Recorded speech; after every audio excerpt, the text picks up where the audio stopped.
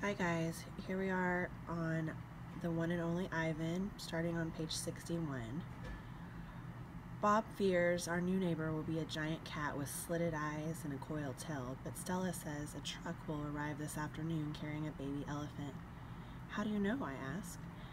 I sample the air, but all I smell is caramel corn. I love caramel corn. I can hear her, Stella says. She's crying for her mother. I listen. I hear the cars charging past.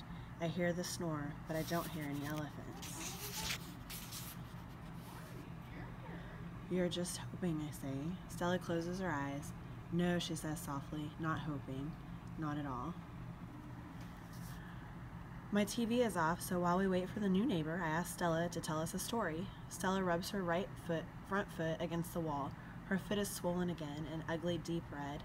If you're not feeling well, Stella, I say, you could take a nap and tell us a story later. I'm fine, she says, and she carefully shifts her weight. Tell us the Jumbo story, I say. It's a favorite of mine, but I don't think Bob has ever heard it. Because she remembers everything, Stella knows many stories. I like colorful tales, with black beginnings and stormy middles and cloudless blue sky endings, but any story will do.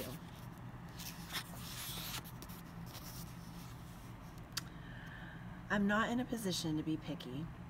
Once upon a time, Stella begins, there was a human boy.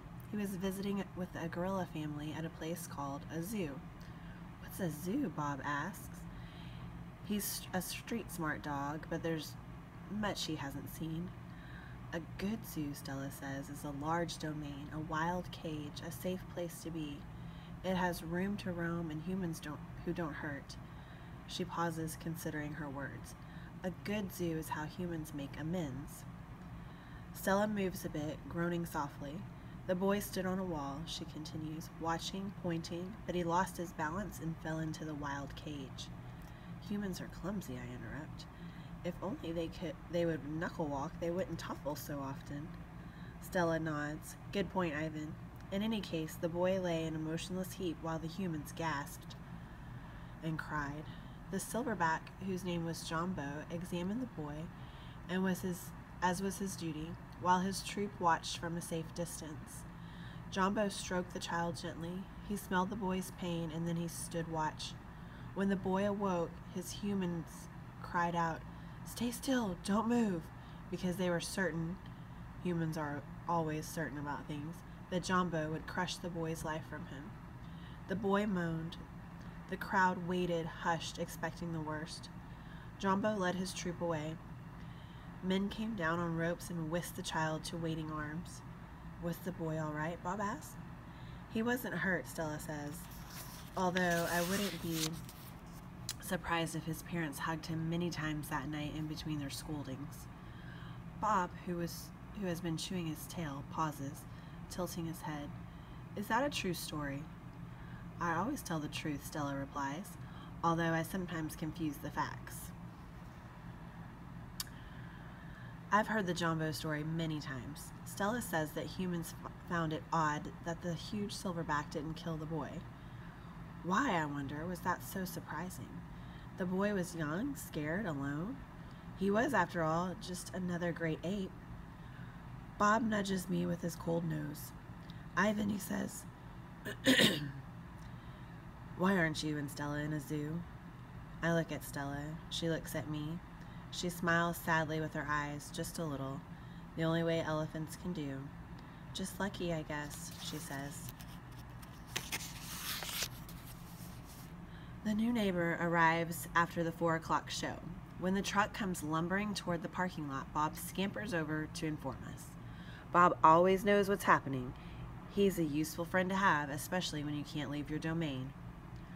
With a groan, Matt lifts the sliding metal door near the food court, the place where deliveries are made. A big white truck is backing up to the door, belching smoke. When the driver opens the truck, I know that Stella is right. A baby elephant is inside. I see her trunk poking out from the blackness. I'm glad for Stella, but when I glance at her, I see she is not glad at all. Stand back, everybody, Mac yells. We've got a new arrival. This is Ruby, folks. 600 pounds of fun to save our sorry butts. This gal is going to sell us some tickets. Mac and two men climb into the back of the black cave of the truck. We hear noise, scuffling, a word Mac uses when he's angry. Ruby makes a noise too, like one of the little trumpets they sell at the gift store. Move, Mac says, but still there was no Ruby. Move, he says again. We haven't got all day. Inside her domain, Stella paces as much as she's able. 2 steps one way, 2 steps the other. She slaps her trunk against her rusty metal bars. She grumbles. Stella, I asked, did you hear the baby? Stella mutters something under her breath, a word she uses when she's angry. Relax, Stella, I say. It'll be okay. Ivan, Stella says, it will never, ever be okay, and I know enough to stop talking.